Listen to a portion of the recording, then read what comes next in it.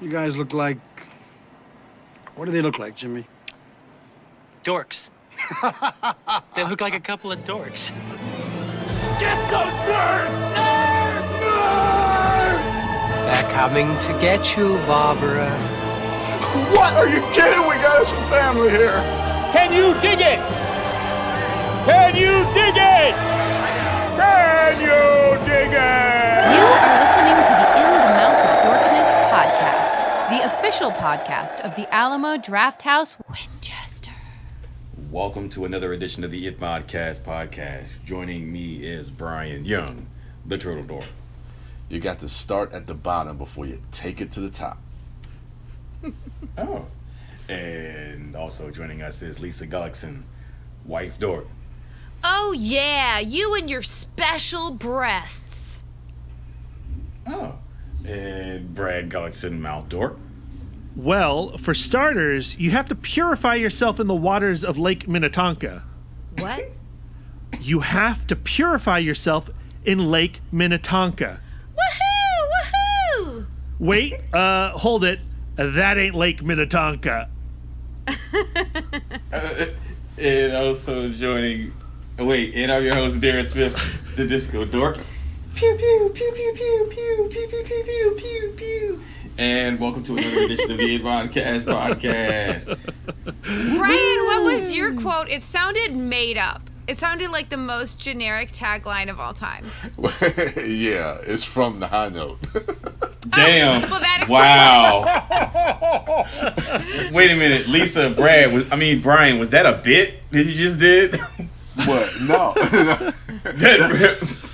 That's the actual Shots are fired. That's the actual tagline of the movie. Damn. Oh man, I should be in charge of making up taglines. Like, mine would be like, if you're going down the street, you got to start at one end of the street. How's that? If you got to hit that if you got to hit that high note, you got to walk the low notes first. That's What? That's a phrase. That's for high note. Yeah. I would say, how about I say for, if you want to make it, and you're a sexy lady, keep doing what you're doing. No. It should be no. What? This is the high note. No. If you want to make it in the music industry, make sure your mom's famous first. Nepotism Spoiler alert. always works. Yeah. Spoiler alert. What? A turn of events so stupid we were shocked. I liked it. Let's not spoil our review cast, but I had a good time with the high note. And that's my weekend dork. All right, well, no, first, Brian, how have you been? How was your weekend dork? Weekend Dork has been a little light this week. Sorry to report that I don't have a Hitchcock to review this week yet You again. promised, What? Brian. Yeah. You promised. Last time you did, we did like a whole you being recorded promise spiel. Like, I know. What happened? I don't know, man. It's weird. I just haven't really been kind of like in that mood to kind of been watching movies, even though I kind of need that distraction. I'll get back. I'll get back on the horse soon. But Well, one could be forgiven because you are living a shit show right now. I feel your pain, brother. yeah, man, it's it's kind of been hard. Even though I have been able to kind of put cable on or HBO and catch some movies. If you will see my letterbox, I did rewatch The Nice Guys because that came on. That was on. That's running on HBO now, and I think rewatching that movie is hilarious. Maybe one of the funniest movies I've seen in probably the last 10 years. The Nice Guys. I think extremely underrated. I think that it is officially like an It Mod classic. We all love that movie. Yeah, movie. Do we all love awesome. that movie more than Kiss Kiss Bang Bang?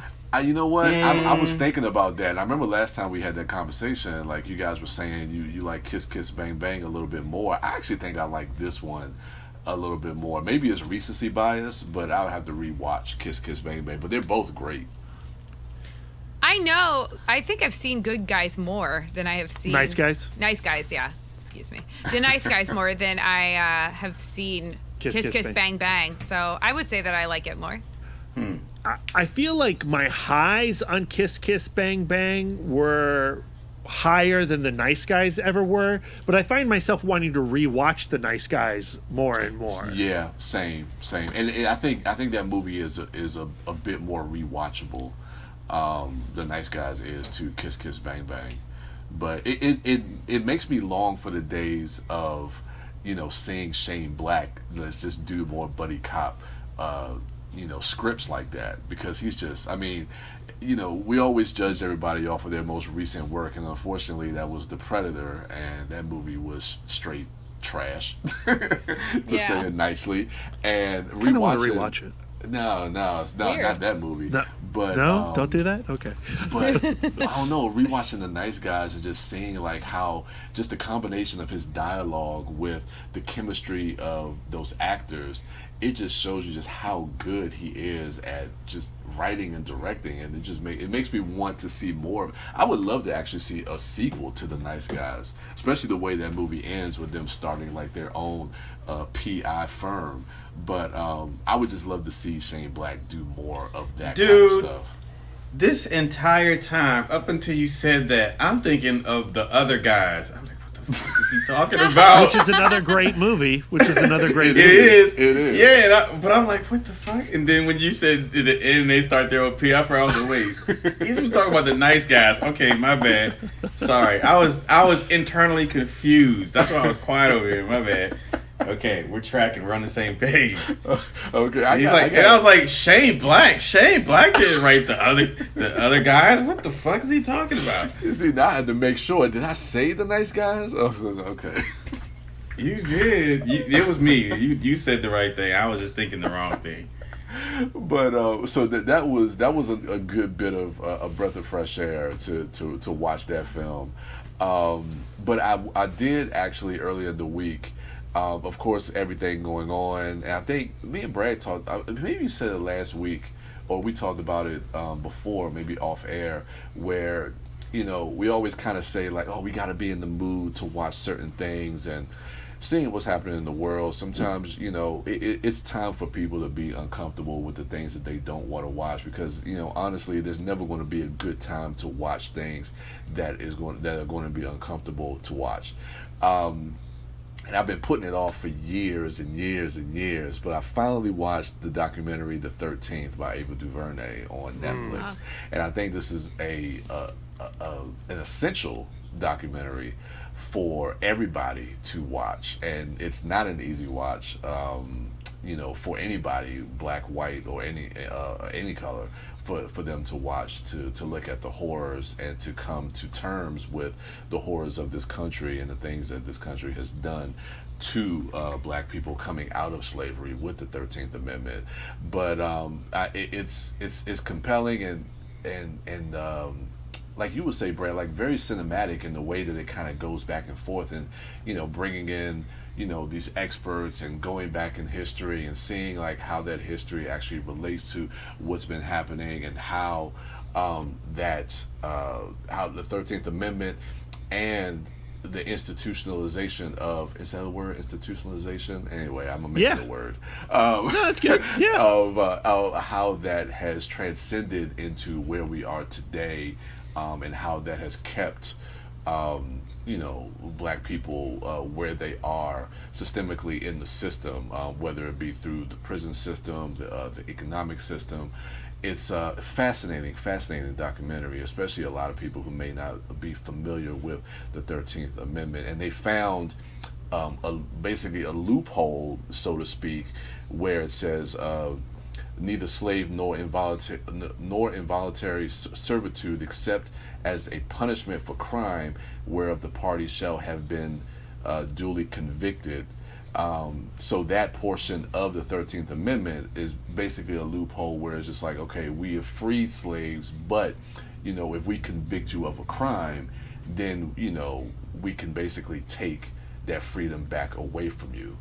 And it's fascinating to see how from that moment in time, and going through like the Jim Crow South and all the way through the Civil Rights Movement, and it's a fascinating watch, and it goes into a lot of other deeper areas outside of just that amendment and how this affected black people throughout the 100 years since then. But like the political realm, I mean, it goes into a lot of stuff that dealt with, you know, Nixon and Reagan in the 70s and 80s, you know, with this whole idea of like the war on drugs and where how that, you know, how they use that to really kind of target to put more black and brown people in prison. It's a really, really fascinating documentary. And it talks about Clinton and the 1994 crime Yes, bill the and like crime what a bill. travesty that thing was. Yeah, and we've heard story. I mean, and you know, Hillary Clinton has come out recently, and even Joe Biden, who, you know, of course, he's running for office now, who's going to be the Democrat. He's on the Democratic ticket for president of the United States, who helped also write that crime bill. They've come out now and said that that was a really, really huge. There was a lot of flaws and a huge mistake with that bill. So it's fascinating, a fascinating watch, and it goes really all the way up because this film came out in 2016, and it goes all the way up to basically what everybody is fighting for now, dealing with you know, the police brutality, and it goes all the way up through like Tamir Rice and Trayvon Martin, all the way up to 2016 where we had the killings of like Philando Castile and Alton Sterling. So it takes it right up to the point up to where this documentary came out in the end of 2016.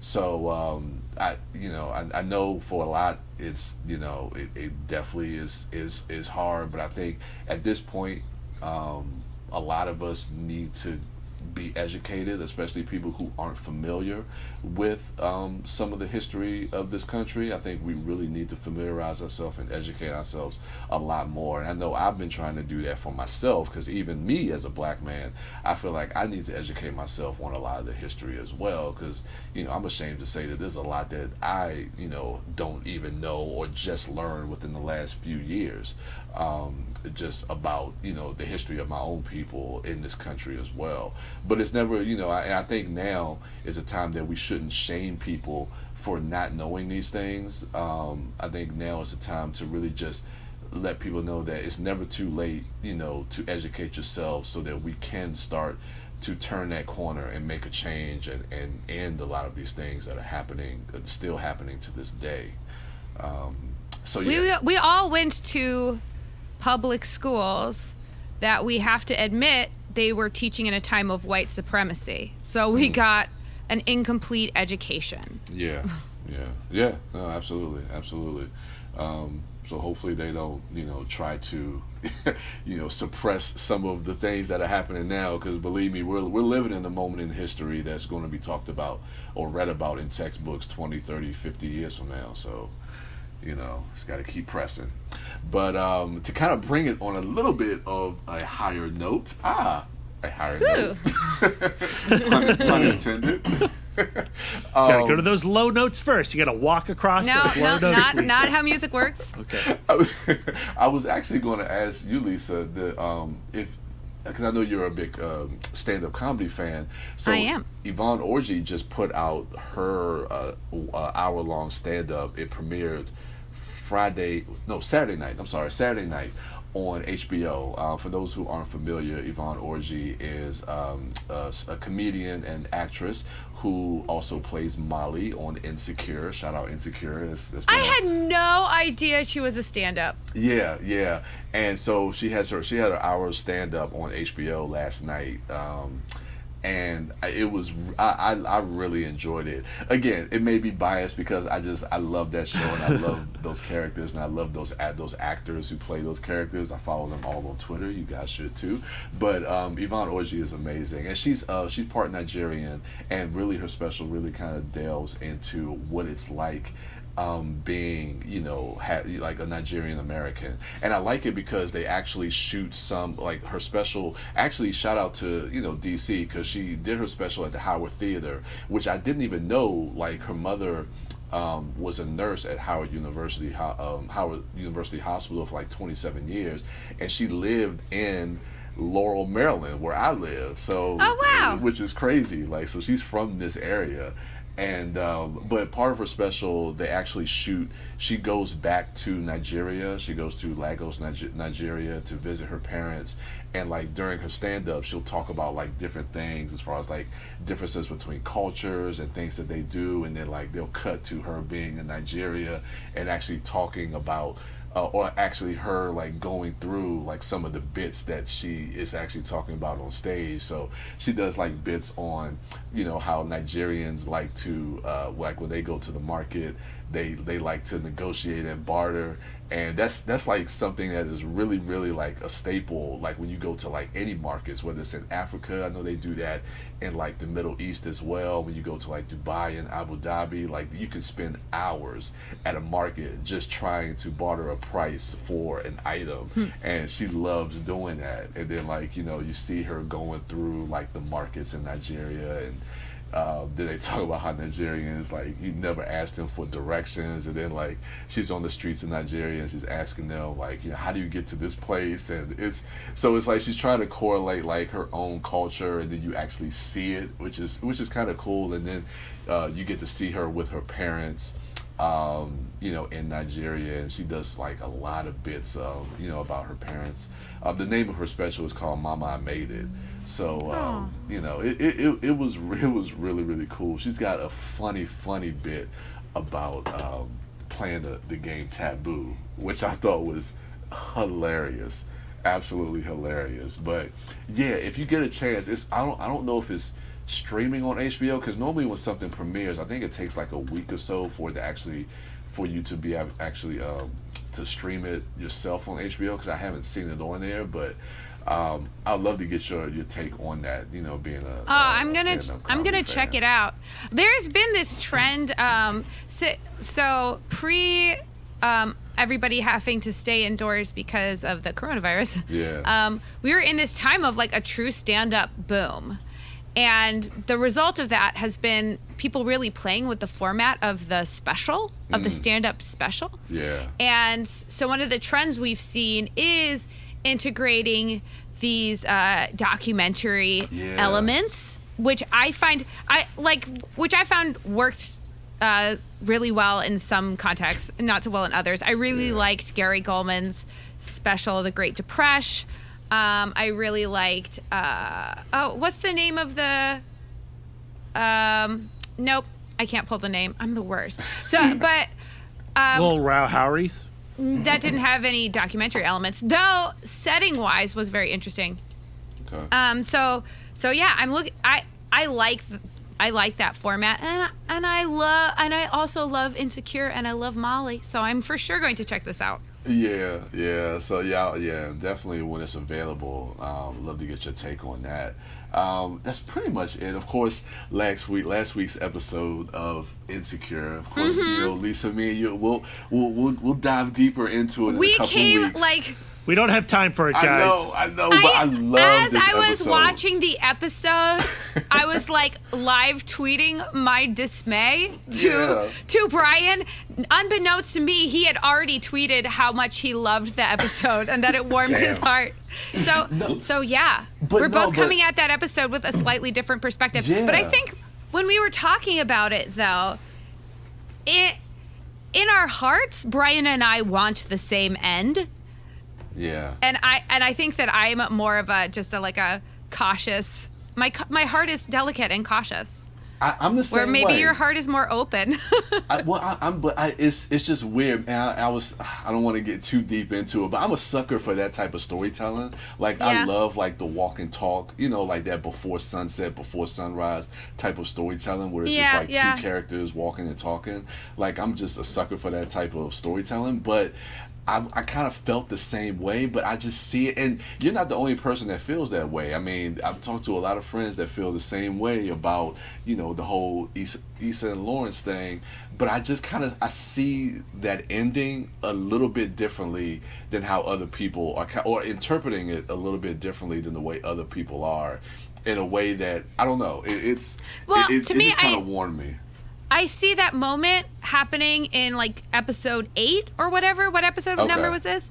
And I go like 7 in episode 7. So that's even worse. So like there's a lot that can that can go totally sideways before episode 10. So I see this happening on episode 7. I'm like, oh no, this isn't gonna work out. The algebra doesn't work out. Yeah.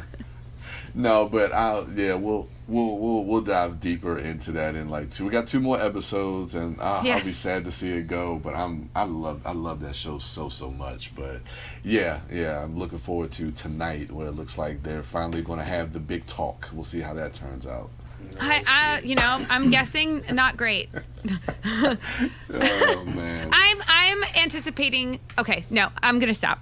Yes. We'll talk about it later. You two be quiet. Darren and I have weeks of dorks as well. Okay. I know. All right, but yeah, that's my weekend dork. All right, wife dork, how was your weekend dork?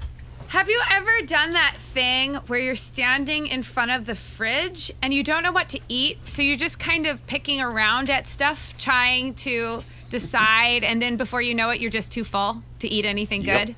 That's been my weekend dork.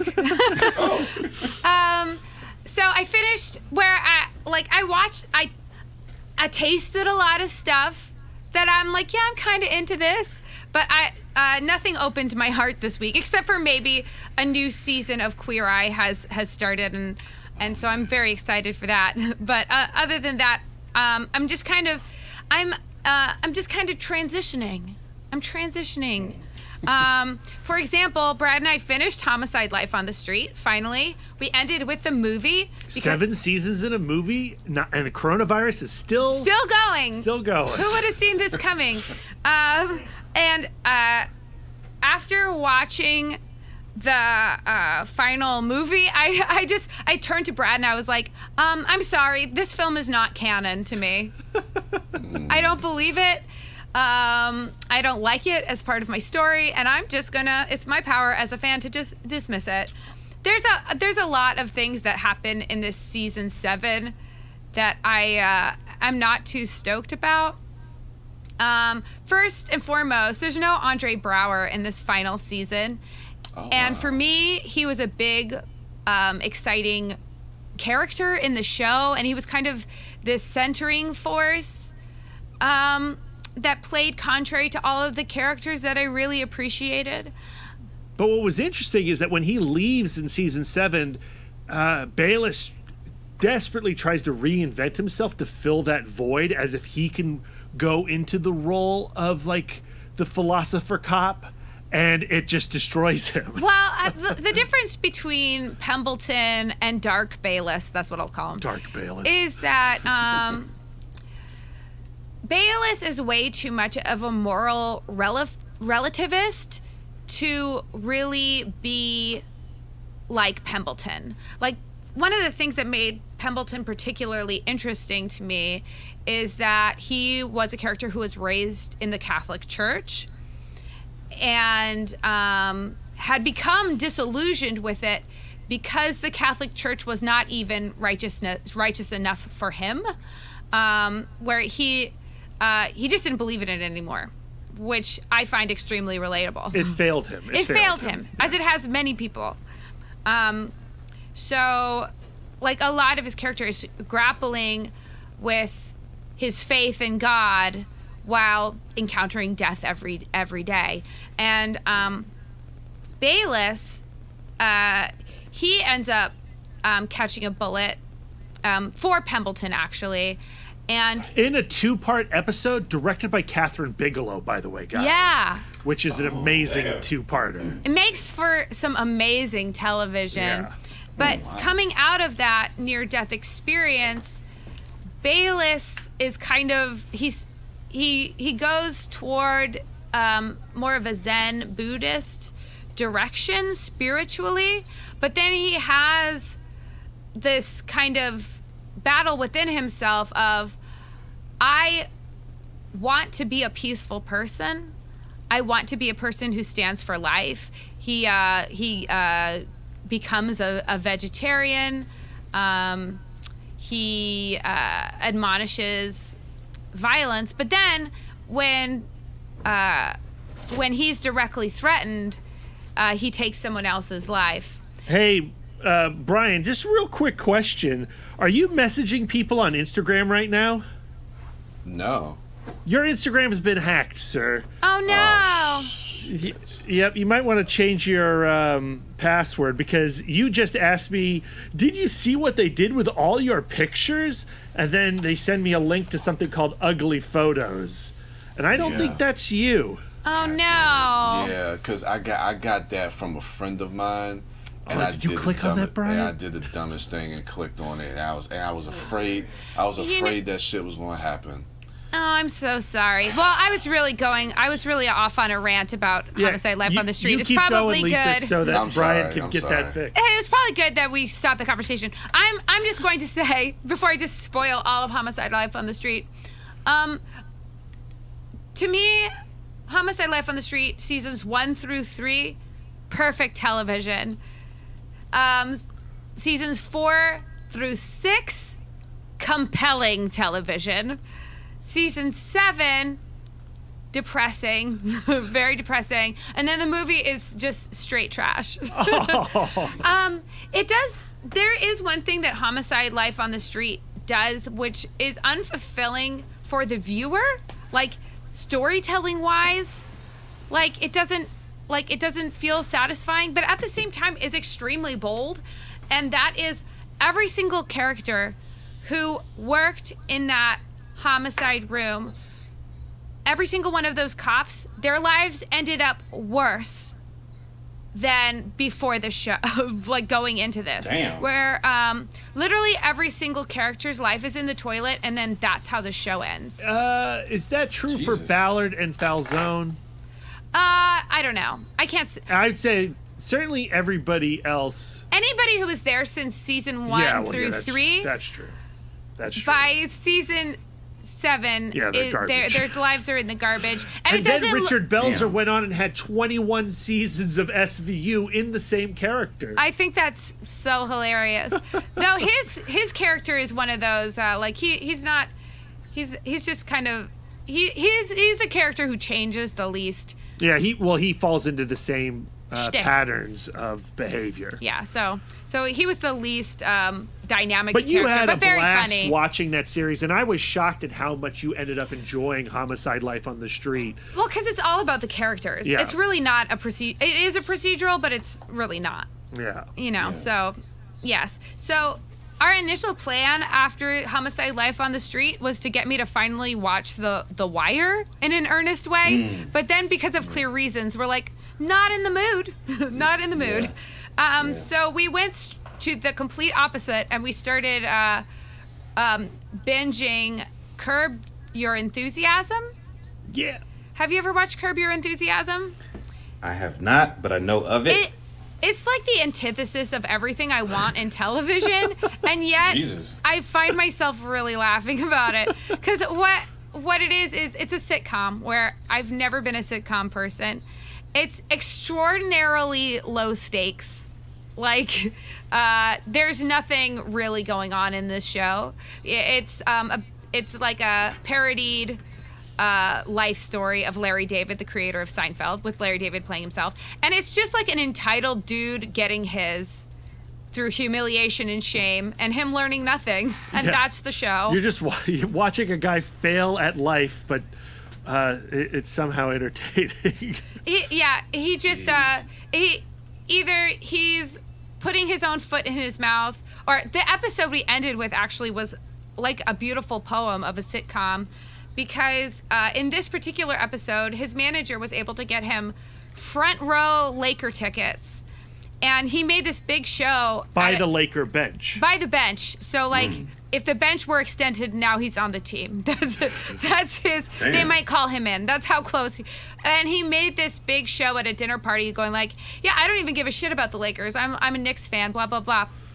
Wow. So, but when he's actually at the game, he's wowed by the whole ordeal, and he's actually really excited to be there. So, and he brought his friend Richard Lewis, the stand-up. Who I've never found particularly funny. He's great in this, though. I don't know why I'm hurting his feelings. He's not listening. But so Larry David is sitting there, and everybody's complaining, like, why don't they bring Shaq in? Shaq is clearly their greatest player. They should really bring Shaq in. And so Larry David is sitting there, and suddenly they call in Shaq, And so Shaq begins doing his like that little like basketball guy trot towards the game, and Larry David has his feet extended, and Shaq trips over his feet and injures his ankle. And he has to go to the hospital. He's pulled out of the game. Yeah, it's this huge thing. And all of a sudden, nobody wants anything to do with Larry David. The people who had been asking favors of him and inviting him to stuff, all of a sudden were like, you don't have to come to the stuff. You don't have to do that favor for me. And he is so stoked. He's just like, everybody hates me, and now I owe nobody nothing because nobody wants anything to do with me. And he's really like thrilled.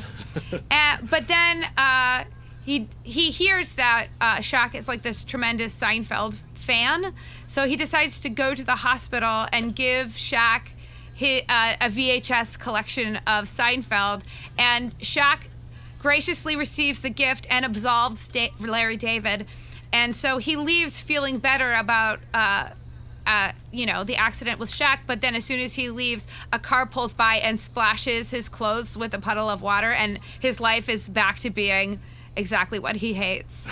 And it's just so lovely.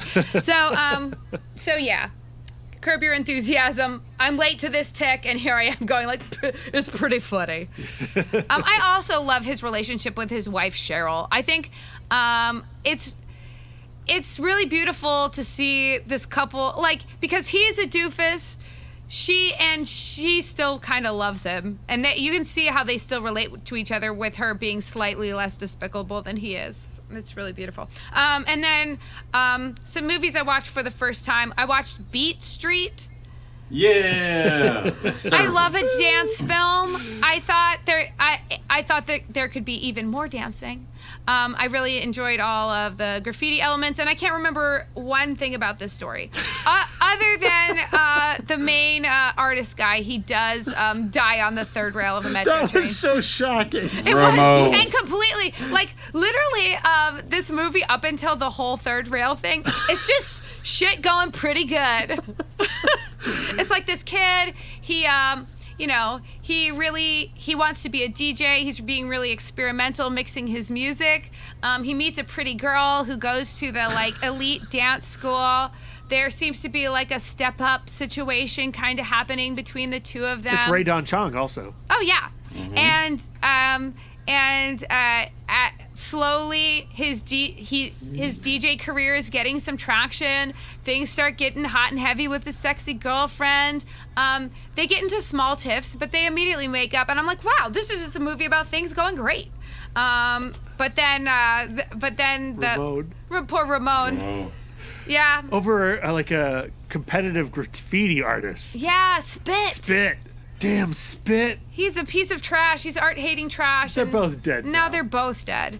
And then it ends with this huge music extravaganza with a gospel choir and all of the ballet dancers come and dance. It's very lovely. Yeah. I thought I had seen that movie before, because the way we watch is we're like, let's watch some old movies. Let's just go on to Amazon, see what's streaming. And I was like, oh, Beat Street. I was like, I've been wanting to watch the Step Up films. Well, let's watch Beat Street, and then we can start watching Step Up movies again. And then I was like, I've never seen Beat Street, it turns out, because I must have been thinking about breaking. Oh, yeah. Well, the dancing is fabulous. They have a little tiny child dancer who's fucking cool. Yeah. Who I enjoyed a lot. I like to watch people dance. And then I watched My Cousin Vinny and Uncle Buck for the first time. 2 movies I had never seen. Both great. Both great. I was entertained. 2 nights in a row. Watched them in a 80s film double feature, 2-night double feature. And I came to the conclusion where I think that Joe Pesci should star in both of those movies. I think that he should have also been John Candy's role. You just fired John Candy? I hate to do it, but like there were some scenes in Uncle Buck that really like kind of turned on John Candy's ability to be intimidating, and he's just not. Where I feel like Joe Pesci can be both super adorable and really scary. Like that is his particular special gift. So that's my conclusion. Though Uncle Buck has the worst teenage daughter in 80s film history. There is not one tween or teen worse than this girl. She is absolutely destructive. She's pretty terrible. Send her off onto an island alone because she is the worst company. She's so bad that Lisa, like 10 minutes in this movie, was like, we can't watch this. I'm like, fuck this girl. I hate her. She's destructive. She is mean. I don't like movies where siblings are overly mean to each other. And then I'll just end on mentioning that we did watch Cracked Up, the Daryl Hammond story. It is about that guy from SNL that I didn't watch. I didn't watch any of that SNL. Like, when I think Daryl Hammond, I vaguely remember him doing Bill Clinton, and that's it. It's impressive because he's the longest running cast member of all time on SNL. Yeah. I didn't catch a single. I have a long running history of being anti-sketch comedy. So, I've never liked, for some reason, SNL creeped me out as a child, and for that reason, I've written off I think it was Head Wound Harry maybe did it for me. Head Wound Harry, that would do it. And I was like, all sketch is upsetting. But it's one of those where you can't separate the talent from the trauma. Like, his extraordinary skill as an impersonator related directly to him trying to distract an abusive parent. And so when he ends up on SNL, doing characters, like, it's a very triggering behavior for him. And he was dealing with a lot of repressed memories.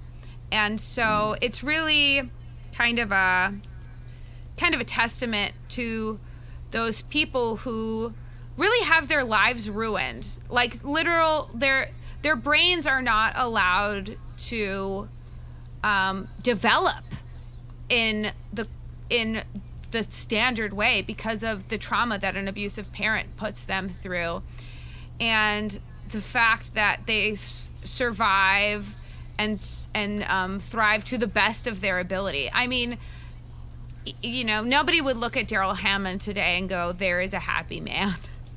Like. Yeah. The fact that he was able to maintain his job on SNL with the most horrendous shit he was going through is really amazing.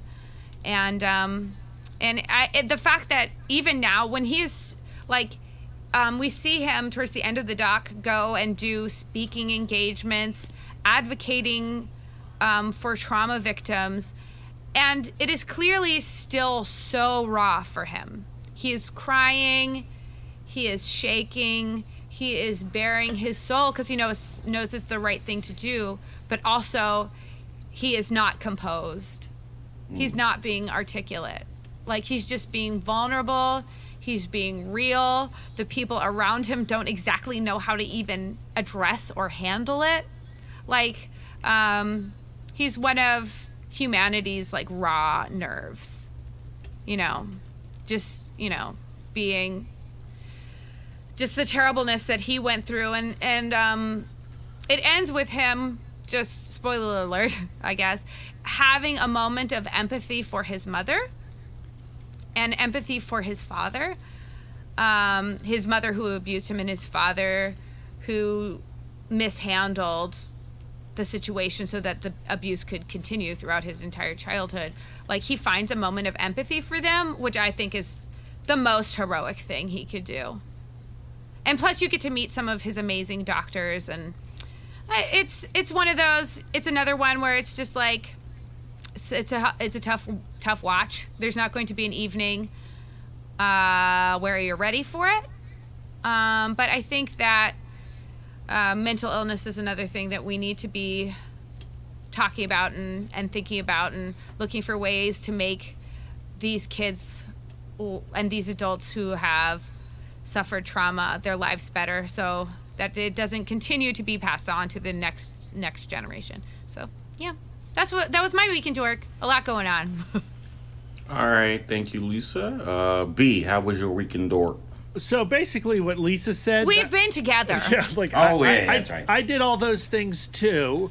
The only things I did that Lisa did not is, like Brian, who was watching 13th on Netflix, I watched the docuseries Who Killed Malcolm X, which dropped earlier this year, directed by Rachel Dretson and Phil Burleson. Sorry.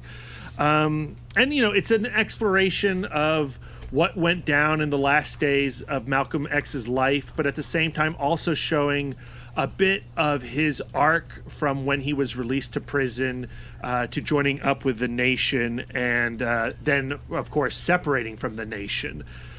Now, one of the great surprises of this docuseries for me was that it follows Abdur Rahman Muhammad, who is a historian, and he's actually a tour guide at Arlington National Cemetery.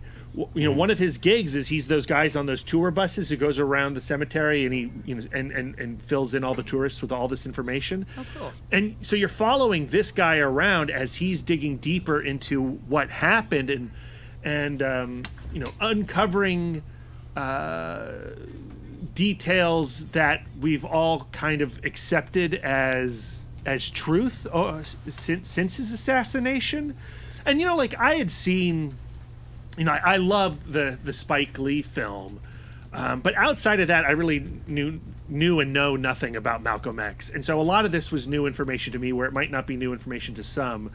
But as somebody who's getting tired of the docu-series, oh my God, Tiger King, does it have to be 6 hours long? Like, every docu-series on Netflix seems like it should be a documentary. Like, let's take this 6 hours Too much filler and turn it into 2 hours. Yeah.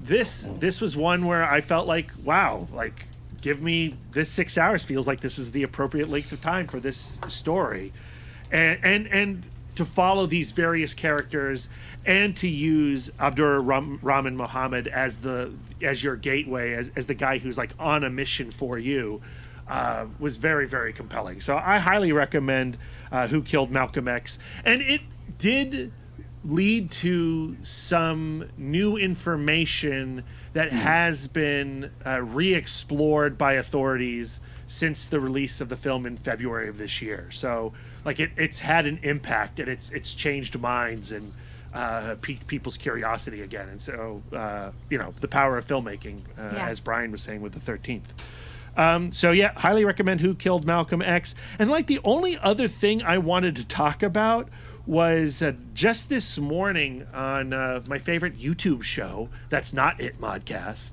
Cartoonist Kayfabe. They did an interview with David Choe, who I have known in a variety of ways, but I didn't realize they were all the same person until today. I met him through Ugly Delicious. Yeah, the Netflix show Ugly Delicious, where the Momofuku David Chang went across the globe discovering like all the different varieties of fried chicken and all the different ways telling the narrative through food. Yeah, and David Choe pops up in that a couple of times. He's also like, I first heard of him because he was the comic book artist who drew a mural on the Facebook walls way back in the day, and rather than being paid by Zuckerberg, he took a piece of stock, and that stock ended up being worth $200 million. So when he was very, very young, he became this millionaire, and he continues to explore his art through graphic novels, comic books, but also graffiti art. And if you follow him on Instagram right now, he's out in LA and he's taking photographs of all the protest art we're seeing in the streets of Los Angeles right now, and it's really cool. But at the end of that interview, they ask him like, David, do you have anything you want to like plug?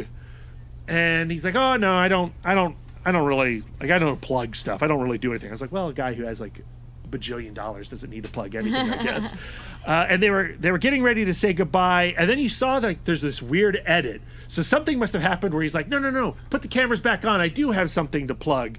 And he goes, if you go to YouTube and you type in David Choe Star Wars, some fan of mine has taken a rant that I did on the Rise of Skywalker and animated it, and I just want all your listeners to go type in David Choe Star Wars because I fixed The Rise of Skywalker. Oh, shit. And you should all watch it.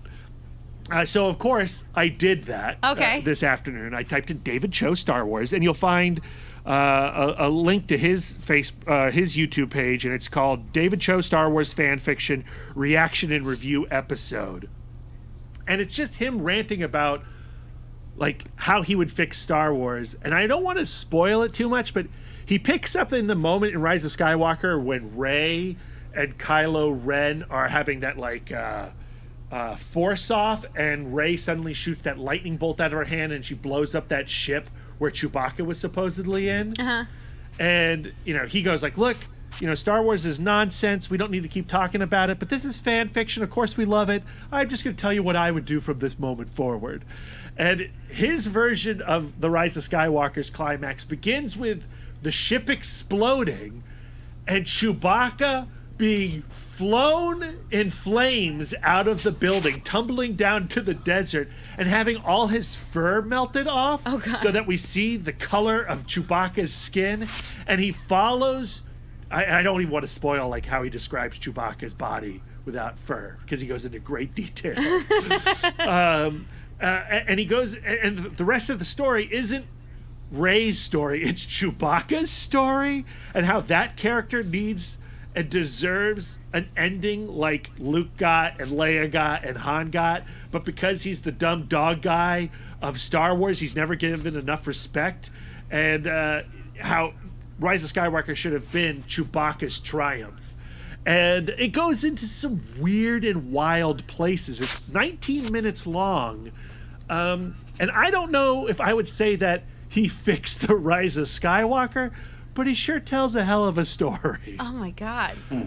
Yeah, and it ends with like, oh, I don't want to, well, there's a... Please tell me. There's a crazy montage of Wookiee screams that he suggests that should happen in the way that, you know, in Rise of Skywalker when Rey has all the Jedi backing her up. Yeah. He wants, rather than that, he wants a montage of all the moments where Chewbacca was down to help people. Like, you know, like he was your guy in these moments, and watch all these moments where he saved everybody's ass, and then had this montage of him just Wookiee screams and have all the Wookiee screams of all the Star Wars. And that would be like his emotional energy leading up where he would win the day. And he gets the key to the Millennium Falcon, not Rey, because she just got here and Han just throws her the keys? Hell no, that's a Wookiee's ship. That's Chewie's Millennium Falcon. He deserves the Millennium Falcon. Oh man, I kind of agree with that. And yeah, and there's a lot more in those 19 minutes. So just type in David Choe Star Wars. I'm hoping to write about it for Film School Rejects this week. I just pitched that article. Not too many people are talking about it on the social medias, so I think it's pretty silly. David Choe has such a wild brain. David Choe's a weird dude. I mean, he's had a lot of controversies in his past. He's a maniac, but there's nobody telling a Star Wars story like this Star Wars story. So yeah, that was my weekend dork. All right, thank you, B. My weekend dork. I watched. Did I say last week that I watched Vast of Night? I think I watched that this week. You watched that this week? Yeah. Have you guys seen that? Have you watched? Yeah, we saw it. I saw it with Brian. Yeah, Fantastic Fest. We all saw it last year. Oh, that's right. What did you all think? Not to rub it in your face, Darren, but we attended the last Fantastic Fest ever, maybe. Oh, sad. That's not true. That's not true. We'll all be back. Okay. We'll all be back. Okay. Virtual? You mean like a virtual Fantastic Fest? No. We'll all be back in the theater someday. Oh, okay. Someday. Okay. All right. Well, I saw Vast of Night. I watched. Sia got me into this show called Ultimate Tag. I think I'm watching it on Hulu because they had a Fox. Please tell me this is a reality show where people are playing Ultimate Tag. It's like a game show. It's basically like American Gladiators, except it's tag. In that you have like, oh my God, you know, your athletic contestants come in there, but then you have like these characters that are this show's version of the Gladiators. You have these characters like they're like wrestling characters. They all have like, you know, weird names or the individual colorful names and personalities. Like Atomic Ant is this really small, really short lady who's like super cut, and she's really fast, and she's got purple hair. And then you got the horse, the guy named the Horse, who looks like a mountain man. He looks like he's like this dude that just came out of the wilderness for like 8 years. So you have all these different personalities who are I wish somebody would trying to stop the contestants and stuff like that. So I don't know. She got me into watching it. It's pretty fun. And I'm looking at an image, a Google image, and it looks like Dancing with the Stars. Is it indoor? Yeah, it's indoors. Yeah, it's indoors. That's wild. Yeah. Sounds fun. And it's pretty. I enjoyed it. And then last night, I don't know why I waited so late to start or why the urge hit me, but I rewatched BVS. I decided to rewatch BVS. I was rewatching that last night, and man, that movie's so good. That movie is so good.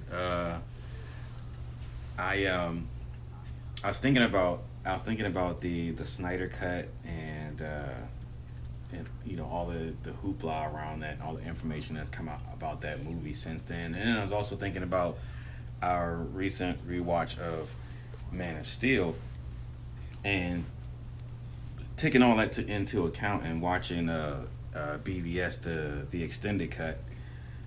You can really see that Zack Snyder had grand plans for the DCEU, for Superman, for Batman, for the Justice League in general. Like when you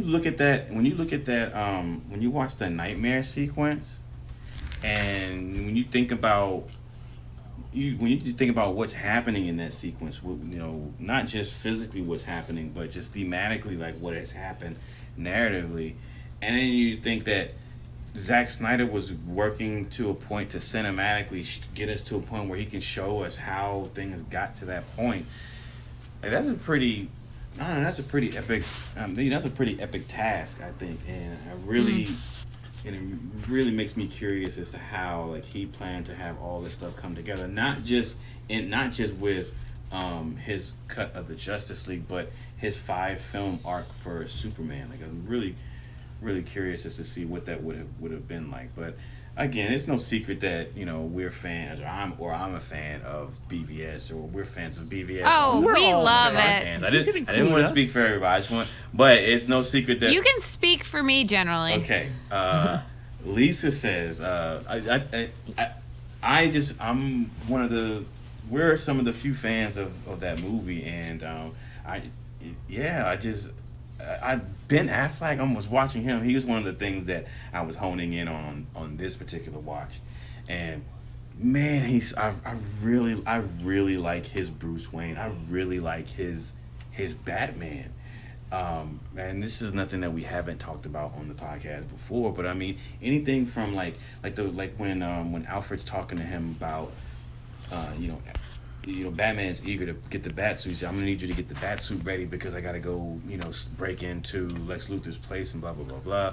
And Alfred reminds him, it's like, look, you just came, Batman tried, X amount of times to get information and came up with nothing. Bruce Wayne walked in there and came up with everything you just told me. And like just that line of dialogue, but not even just a line of dialogue, but the fact that it was true. Like they had shown it wasn't something that was just done off camera. Like they showed that, but just reinforcing, how Batman isn't the suit.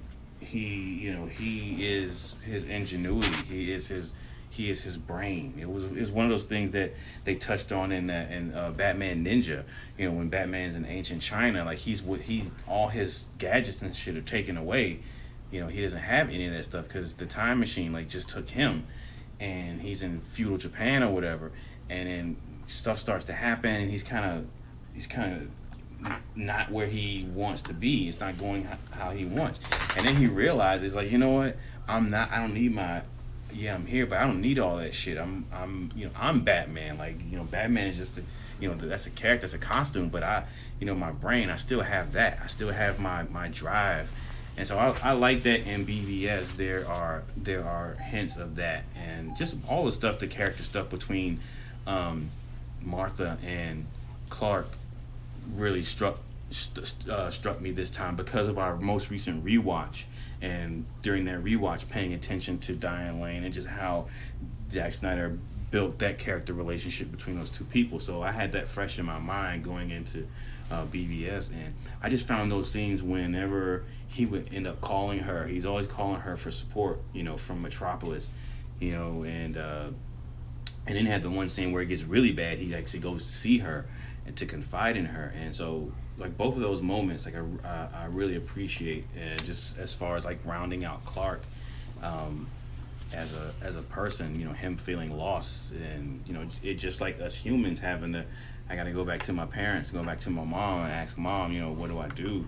And so just another parallel between Bruce and Clark in that he is like us. You think he's not, but he has moments of doubt and weakness and seeks the counsel and solace of his parents, just like us. So just that little bit of dialogue or those scenes between Clark and Martha for me are what make the Martha moment pay off and work so much, is because they've been building towards that and they've been showing that. So yeah, that's pretty much my weekend. Dork, still playing video games. I got a snake. Yeah. That happened. So have you named your snake yet? What? It takes time. It takes time. Snakes are hard to get to know. Yeah. They don't always reveal Yeah. their true identities right away. Yeah. I think it's just going to end up being Snake. I'm just going to call it Snake. Unless something changes. Sia's been calling it Disco, which I think is cute. Oh, that's cute. Like Disco Junior. But I'm just going to DJ. for right now, I'm just going to call it Snake. We can't force it. Yeah. And if it changes, it changes. But yeah, that was one of my random like quarantine purchases. Like I've been hearing stories about people just because you're in lockdown, you're just making some random, because you want some newness in your life, because this repetitive day to day of you just being in the house and not being able to go anywhere and your life's changed. You seek some type of newness, so you just buy some random shit so you can have something new or different. And so I did that. I went into PetSmart with the intention of I gotta go in here and get some pet food for Akuma. It was right after work on this past Wednesday. I was tired. I had a rough day at work. I just wanted to go home. I didn't even want to stop at the pet store, but I was like, I gotta buy food for the dog. So I have to do it. I'm just gonna run in there, get that food, and come right out because I'm tired of shit. So I walk in the door. All right, in and out, Darren, in and out. I know you don't feel like going in, but just in and out. It's for Akuma. I get out of the car, I walk in, and look to the left. I see the snake. Ooh! They're so cute. I go over there. I'm like, oh, it's only like $30. And then I'm looking at it, and then this is the cool shit to me. Okay, so I look at it like, oh man, it's a snake. It's only $30. And then I looked at I looked around the corner, and they had like the little kit, like with the aquarium with all the little accessories you need inside, and it had them on sale. And then I had that thing come over. I had that feeling of, oh, but never mind. I had that feeling of like when you were little and you wanted to buy something, and but you knew like oh man, I want that. But then once the thought came across your mind, okay, now you gotta ask your parents. You just was like, but fuck it, because I already know what they're gonna say. I can't. So never mind. Let me just not get happy. So I had that feeling, right? But then I was like, wait a minute. I'm grown. I can buy this. Like I'm grown. I don't have to ask anybody. Like I can buy this. No one's gonna say no. I had that thing inside me for some reason. I had that thing inside me of if I asked for a pet snake, my dad's gonna say no. Like someone was gonna say, I don't know why that thing was there, but I had that. But I was like, wait a minute, I'm grown. I can do this. Yay! And so I just bought the snake. Yeah, that is so cute. I love that. I think about that sometimes because, I work with kids. So I love to tell my students, like, yeah, it's your dad's birthday. You're going to get to eat cake. That's special. I get to eat cake every day of my life if I want because I'm a grown-up with money. I've got a bank account, my friend, my tiny friend. It's so funny that we forget that shit sometimes. But, yeah, it felt good. That moment was like when you find, like, $20 in your pocket when you're doing laundry. Oh, shit. Except for it's a snake. It lives in your house. It's really nice. Where is it? Oh, shit. Oh, Were you podcasting with your snake? yeah, he was on the table. I found him. He's across the room. Okay, good. On the floor. You can't just, like, snake in a terrarium. How fun, how cute. I speak from experience. Snake loose in your apartment. That shit's scary. I don't wanna wake up feeling something on my leg and it's a live snake. What? Crawling into my private areas. No, thank you. Those are not for you. Those are for my lover. Jesus. Get away, snake. Oh my goodness. Yeah. Well, I found my snake. No worries. It's Okay, all good. But yeah. The reason I love Batman v Superman is I think that it has the conversation about Superman that everybody wants to have. Batman's position on Superman is relatable. There's this dude who has unmatchable strength, unfathomable speed, and laser eyes. Like, that's not fair. That's not a fair playing ground. What are we supposed to do? How are we supposed to live our lives knowing that there is just space gods who are just going to stop by just to level a city because it's Tuesday? That's not fair. That fear of him being so different. Yeah. Yeah. And I was kind of heartbroken when it wasn't when Batman v Superman fulfilled everything I wanted in the film, and then people didn't like it. Yeah. People rejected it and made fun of it. I was like, I think that it's especially because, we're having, this heyday of superhero movies where it's just like, I guess it's okay to hand the keys of our planet over to 5 self-appointed assholes. That doesn't seem right. Right. So I was disappointed by society when they're like Batman v Superman is a terrible movie because they're wrong. It's a great movie. It is a great movie. I really like it. So there's there's a sequence when Batman is at that party, Bruce is at the party, Clark is at the party, and Bruce is trying to sneak downstairs to steal information using his technology. Bruce follows him downstairs, and as he follows him downstairs, he sees on the TV that news report about the building in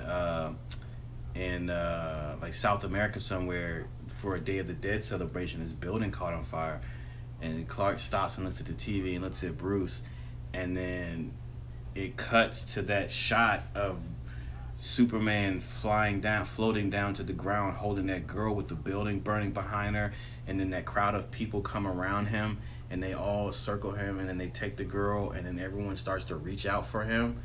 That sequence and that score and that moment, this most recent watch, it hit me incredibly hard, just incredibly powerful, in regards to who Superman is, what he is. Just the rest of the story is talking about how people, half of the population, don't want him on the earth, and here's this person doing this, doing this for us. And so I don't know, this just the way that whole sequence was shot and composed, and that score, I found it particularly moving this time. But I really love that film. Yeah. I remembered the other comedy special with documentary elements in it that I really liked, and I didn't Google it. It bubbled up in my own muddy brain. Sure, Lisa. It did, I promise. But it was Trevor Noah's. Oh yeah. That is I learned a ton. I'm a little embarrassed how much I learned about post-apartheid South Africa from Trevor Noah's comedy special. And what network is that on? I think it was on Netflix. Okay. It came out a couple of years ago. Yeah. I'm gonna see if it's still on there. It's good. Yeah. He's also another person who's very gifted with the impressions. Who, Trevor So Noah? he does yeah. I didn't know that. He tells some personal stories. He does some impressions. He's a funny guy, clever guy. Yeah. And I think that the part of what I love about comedy specials is the fact that the more you listen to the comedian, the more you have context for their comedy, and you tend to find them funnier. Where the documentary style comedy special kind of gives you a shorthand so that you get to enjoy those same laughs, the laughs of the person who's been like watching Gary Goldman from the 90s or whatever. Yeah. So I think it's a cool format. Okay. I'm gonna look and see if Trevor Noah is still on Netflix. So I'll give it a watch. Other than that, that's all I got for my week in dork. Oh, I did watch The Last Great American Crime. Is that? Did I get the title right? I think so. Yeah, the Rick Remender comic book adaptation. Yes. And that's gonna do it for my week in dork. When we come back from the break, I heard it's really long. Is it? Yeah. Oh, okay. Yeah. When we come back from the break, our review cast this week is going to be for High Note, starring Traci Ellis Ross and Ice Cube and Dakota Johnson. And who else is in this movie? Lots of peeps. We'll get into it. All right. So when we come back from the break, we will be doing spoilers. So if you haven't seen the film, check it out and then come back and listen to the back half as we get into our The Good, the Bad, and the Ugly. That's going to do it. Stay tuned. Hey, this is Liz from People I Think Are Cool, a bi-weekly podcast where I interview my favorite creatives from across the globe. If you're looking for a dose of creative inspiration, then go to peopleithinkarecool.com or subscribe to People I Think Are Cool on iTunes and Stitcher. You like film, from cult to classic, from blockbuster to B-movies. And there just isn't that one place with all the fan fervor and passion that's covering the kind of mad, diverse brilliance that you love. Well, that's where you're wrong. AfterMovieDiner.com is that fan-built movie nirvana just for you, featuring the sweet, sweet writings of the wife dork herself. AfterMovieDiner.com. Go there. Be the best you can be. And we are back, ladies and gentlemen. This week's review cast is for High Note, just released on Netflix. This was one of those films that was supposed to get a theatrical release. It was not initially a Netflix film, but because It's still not a Netflix film. You have to rent it. oh Yeah, we spent top dollars Oh, that's for this right. Oh, yeah. home cinema experience. oh yeah, which leads me to my next thing. I'm sorry, ladies and gentlemen, I did not watch this film. If I had, I would have known that. So yeah, I hate that you had to find out that way. I was planning on telling you, but anyway, I did not watch the film, and I will explain why when we get to our Good, the Bad, the Ugly, because I have reasons. So anyway, we'll get into it. Don't feel bad about spoiling it for me. I don't mind. So having said that, Brian.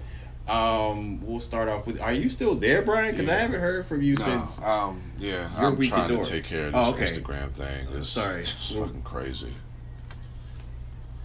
Oh yeah, Oh, that shit. did happen to you. Your life. Believe me. You're welcome, Brian. You're welcome. Thanks, I Brian. hope this resolves itself by the end of the episode. Stay tuned, you guys, to hear the tale of like Brian 20 and his hacker. Messaged me already. Okay. Well, this. Oh. But look at all these people looking out for Yeah. you. Isn't that beautiful? All of these people have your back. Yeah. Thanks for adding some substance and layers to the episode, Brian. Trying to Content, I like it. multitask all this stuff. All right. Yeah. So. Jesus. I'm sorry. I'm trying to get. Do you Should we break and come back? No, Maybe when it's cool. Brian's got his shit sorted out? I'm getting messages. This ain't live. Like everybody's trying to text me and Okay. message me at this. Wow, it's crazy how all this happened while we're recording. It's crazy. The beauty of podcasting. You had one thing on your schedule this week. But yeah, And- I know. So yeah, I Yeah. mean, the movie was okay. I mean, the thing that I liked about it, as far as like the good, I think, I liked the music. I thought some of the music was kind of catchy in it. I mean, I hate doing this for a movie because I did actually kind of enjoy it. It does kind of have like some of those feel good qualities into it. I did. Towards the end, I really liked the chemistry between Dakota Johnson and Kelvin Harrison Jr. I think that's his name, Kelvin Harrison. And I liked him a lot. And he's a really good young actor. I know he was in Loose, and he was in some other movies, Waves, that came out last year and was getting a lot of critical acclaim for those performances. And so he's got some great charisma that I really liked. I thought his chemistry with Dakota Johnson was really, really fun to watch. Yeah, I mean, I guess I'll say that for my good. Sorry, guys. All right. That's okay. I'm next. My good. Wife Dork, you're good. I really enjoyed the cast. I think there are moments in Dakota Johnson's performance where I would just point out to Brad the beautiful subtlety of her emotional shifts. I think that she's way too good for this movie. Oh. She's really wonderful. I love watching her. I liked in the beginning of the film, there some storytelling elements that I really enjoyed. I liked in the beginning of the film the twist in Traci Ellis Ross's character, because I feel like she's presented as this kind of real mentor, role model for Dakota Johnson's Maggie. And when you find out that she's actually pretty shallow and high maintenance and vapid, I found that to be really funny. And then I think the emotional turn where we find out that Grace Davis does feel cheated out of the richness of her talent because people are trying to sideline her because she's an older artist and not letting her put out new music. And I don't know. I thought that was I thought that she had a very colorful, dynamic character. I love seeing Zoe Chow as Dakota Johnson's friend Katie. I think she is a wonderful comedic actress. I saw her last in Downhill, and she was hilarious in that as well. I think she's really, really funny. Also, June Diane Raphael, so funny. And Eddie Izzard, I love him. He was barely in this movie. Yeah, he's not in there's the film, There's Lisa. no reason for him to be there, but I love his face. Yeah. Nice to see him. I thought Nice to see his face. Ice Cube, I thought that his character as the nice to see manager, his nice face. to see his face. So there's lots of people in this movie that I really enjoyed. I was super up for a really feel-good movie, like a low-key kissy face movie. You know, I had a good time. Okay. I mean, it's cheesy. It's cheesy as hell, but you know what? Sometimes I'm hungry for some cheese. And I was satisfied. Okay. That's my good. All right. How about you, B? I enjoyed the film much more than I thought I was going to. It's directed by Nisha Ganatra, who also directed Late Night. Well, yeah, which you can see. There's like the Right. DNA is obvious. Right. And it's it's a fluff film. Like, it's not a film that you're going to remember on your top 10 list, but it's the type of film that you will stumble on TV and you'll go like, oh, well, yeah, I'm going to watch some of this. Because like Lisa was saying, as Brian was also saying, like the casting is strong.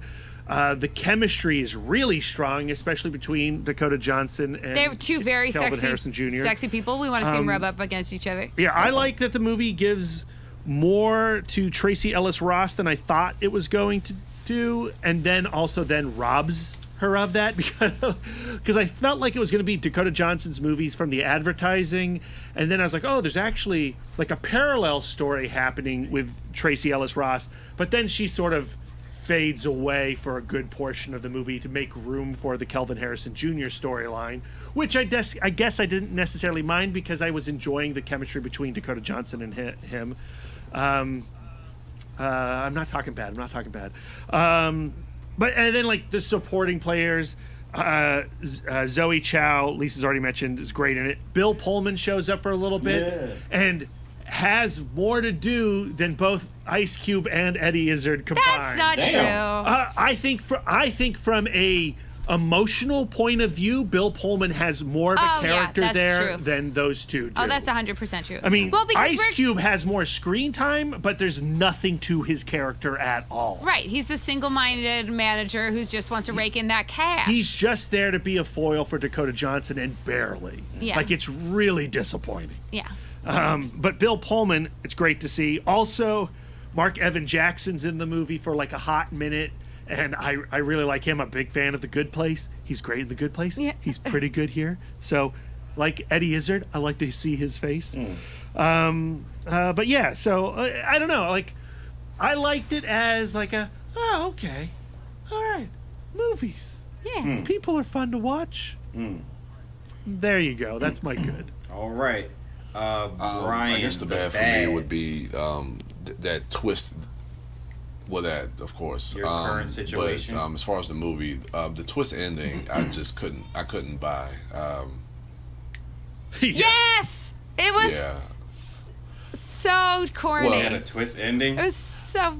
Yeah. Well, Tell him what the twist ending is, Brian. Of like Dakota Johnson's character, like kind of pretending to be this producer because she's trying to bring in this young talent, which is Kelvin Harrison Jr.'s character, and she's working as a personal assistant for Traci Ellis Ross. But come to find out that Traci Ellis Ross and I can't remember the characters' names, like Grace Davis and his name is like David Cliff, that they're mother and son. Cliff. And it's like to keep like while you wouldn't divulge that information throughout the course of the movie at any point. I just didn't understand until, it's like the movie shows it as like this twist. I don't know. And you can't really buy that last moment with them singing together on stage because you don't have any connection with them as a mother and son. I don't know. I really just did not like that ending. Well, I mean, it had the like kind of like anti-nepotism like Dave, like at first Grace Davis didn't want to seem like a woman who is tied down because she's had a child, so she has the child in secret, and then I guess ferreted away somewhere. And then when he came of age and he discovered he wanted to be a musician, he wanted to do it on his own terms. But I agree that the reveal of that was like so like. Brad and I just laughed aloud. It really was like so ridiculous. It's embarrassingly bad. I can't believe someone thought that was a good idea. Yeah. And like you were saying, Brian, it totally undermines the story that Dakota Johnson and Kelvin Harrison Jr. were sharing. Established, and then it just kind of, this whole plot line just kind of hijacks that, and this, I don't know, man. It did not work in any way, and I was just. Yeah, like, and especially like for this type of movie, to do that, and you could have kept the story focused on like Dakota Johnson. Like, I mean, that I was starting to really get into that storyline with her like trying to balance, and these kind of dual, with her being a producer and a personal assistant, and how those worlds were kind of like starting to clash and collide with each other, and how she was going to have to try to deal with that because she deal with the pressures of that. And then you bring this in, and it's just like, why? I just didn't understand. But I don't know. They made that choice. It doesn't work. The other thing, I don't know if I just buy any of these characters in their roles. Like you were saying, Brad, about Ice Cube's character. Like, I think it was Lisa, you were saying that. Yeah, he's just kind of like a foil for Dakota Johnson. And all these characters just feel like they literally are just playing a part. Like, I couldn't really buy... Yeah, I couldn't buy Traci. I mean, even though they're playing a Diana stereotype. Ross, probably one of the greatest, soul singers of all time, I couldn't buy her in that role of being like, this kind of aging Beyonce type character. I don't know. I just couldn't buy them in those roles. So. I liked her. I liked her in that part. Like, I was invested, and like I said, like I was totally invested in her storyline until she disappears, and then you try to reintegrate her into the plot, and then the way they do it is that ridiculous twist. Yeah, I also liked like the reveal that she was kind of emotionally dependent on her employees. Because she had become so distrustful of outsiders that like now all of her friends are people that she pays money to. Right, and that realization as she's talking to June Diane Raphael that now that Dakota Johnson's character Maggie is missing from the picture, the only character who would like tell her the real deal, and now she's completely surrounded by sycophants and brown nosers. She goes, maybe there was something to that person. Yeah. I thought that was interesting. And I thought the portrayal, like, the thing is, this movie depends a lot on, like, our shorthand knowledge of, like, Ice-T, he plays the manager. You guys all know what a manager is like, right? Okay. Traci Ellis Ross, she's playing a diva. You guys know what a diva is, right? So there's like a lot of like shorthand, like archetypal, evil, good music types. My bad. Yeah. My bad, like plot-wise, also was, I think it would have been a little bit more daring if there wasn't a romantic relationship between Maggie and David. Because to me, like, I think that there is something to, there are not a lot of female producers and female engineers, recording engineers. And her desire to make that happen for herself, finding some raw talent, being able to tap into what his qualities are and to put out and use her connections to put out an amazing product, I think is engaging enough without the kissy face. And as much as I like, and it also like now, like her going like, we have to keep this professional. And if they did, like, even if there was like a kind of a moment, like him respecting that and going like, I understand, we should be professional. We're professionals, and it's not going to look, it's going to undermine your accomplishment when I'm a big singing star and I'm fucking my producer. That's not going to look good for either of us. You know what I mean? So, like, to me, I thought that it would have broken the mold for them not to have a sexual connection. But at the same time, I want to see beautiful people kiss and stuff. It's like one of my favorite things about movies. All right. So I guess that's my bad. All right, B. I mean, just piggybacking off of what both Brian and Lisa said, it's a strange experience watching the film because almost immediately I'm engaged by all the performers. Like, I like all the characters. I like the people who are playing them. I'm excited to see them. And like every 5 minutes, somebody would be introduced. I'd be like, oh, cool. I like this person. Oh, I love this actor. I love this actor. Yeah. But like with every new appearance of a character, the film like betrays itself. Well, there was so little there. It's not that. It's that we've established this thing, these dynamics. Okay, this is an interesting movie. Play with this. Well, we're not. We're going to turn it into a romantic comedy. Okay, it's a romantic comedy. It's a romance. All right. And then, oh, no, actually, she's the mom, too. No. And, like, every little revelation robbed the previous film that was existing before that revelation. That's 100% true. It's so strange to watch. That is an astute observation, and you're 100% correct. I thank you, and I'm going to remember this moment. And so, like, I got done with the film, and I go, like, at no point was I bored or did I hate it, but I was confused by its being. Yeah, its message got muddled. And so, yeah, that's my bad. All right, Brian. No real ugly. But I did kind of want to just kind of also mention what Lisa was saying about the romantic connection between the two of them. I really kind of didn't want to see that. And I just thought that particular scene when they kissed for the first time was so fucking awkward. Because he was like giving her a handshake. Oh, and then, yeah. Like, it I don't know, man. It was so weird. In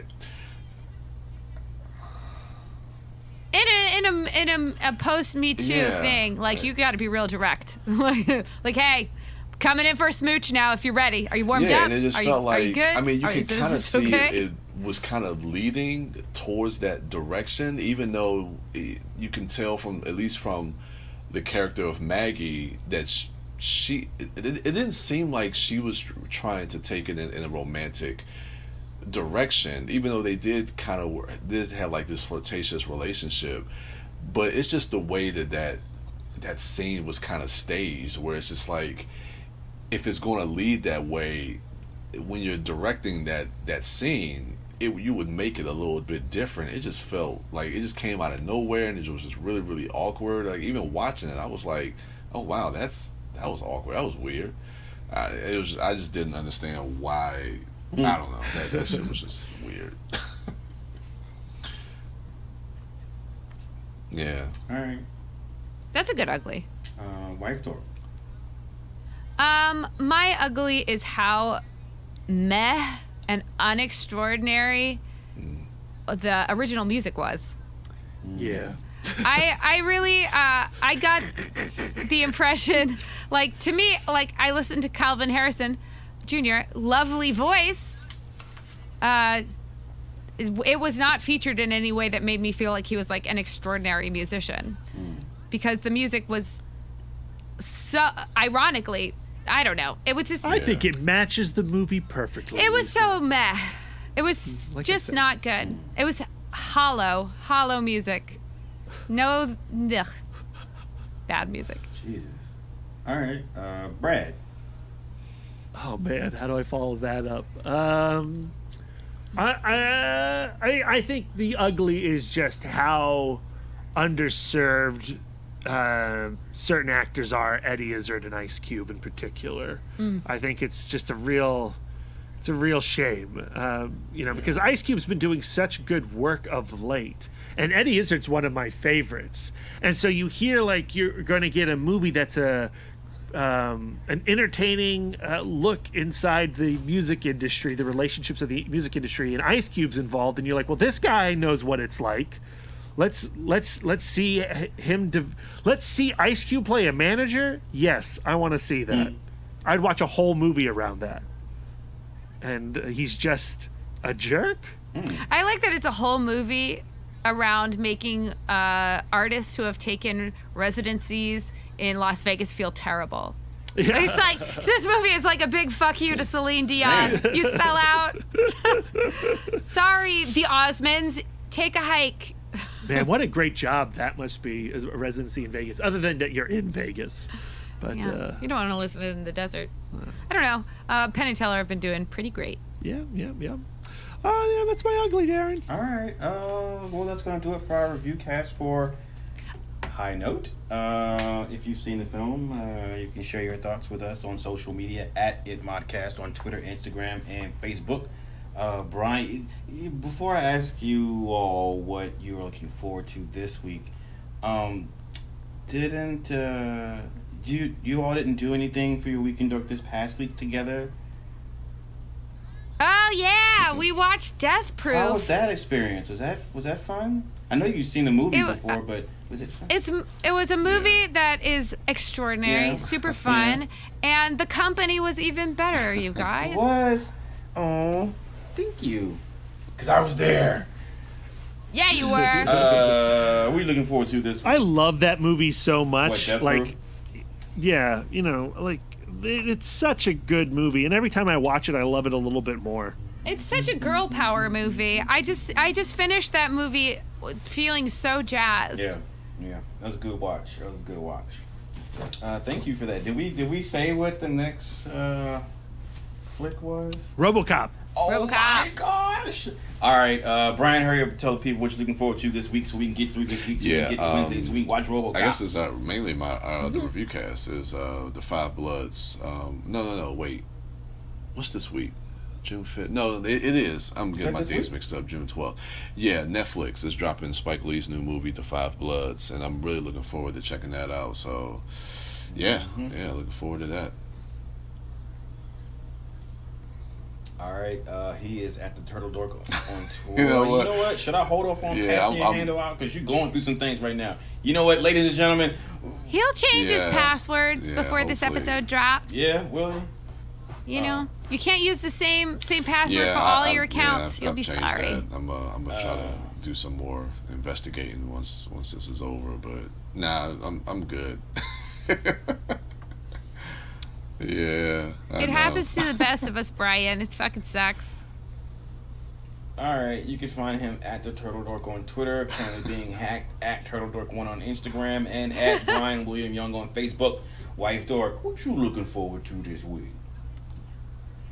I noticed yesterday that the new season of Queer Eye dropped, and I've watched the first 2 episodes, and they are so uplifting and so amazing. I really just do find, like, the Fab Five are like, they're just, and they're Mr. Rogers to me. They're just Christ on earth. I just feel like they're just out there doing good work. And for this season, they're in Philadelphia.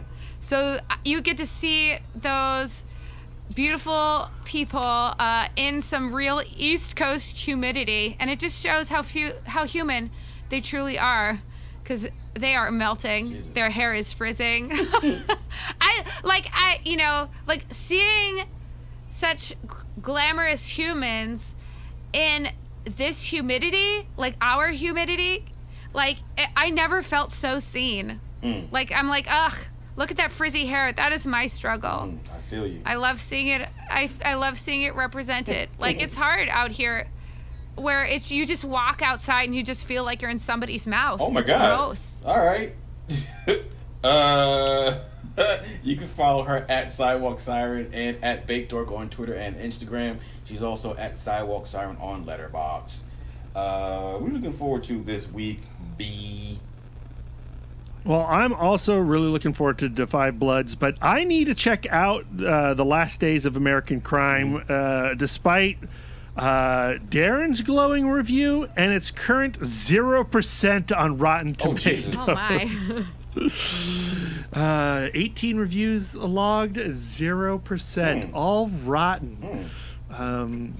But yeah, I do want to check it out because I like new movies, and it's been a while since I've watched a new movie other than The High Note. Yeah. All right, you can follow that guy at Mouth Dork on Twitter, Instagram, Facebook, Letterboxd, and Untapped.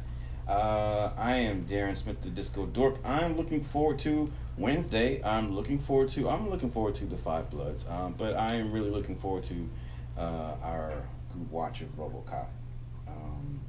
I'm really excited to talk about and just jazz over that film. So, yeah, you can find me at the Disco Dork on all social medias. That is going to do it for us, ladies and gentlemen. Please continue to be safe out there. Take care of one another. Listen to one another. Be patient with one another. Be kind to one another. Just be respectful to one another. And, yeah, thank you all for listening. And until next time.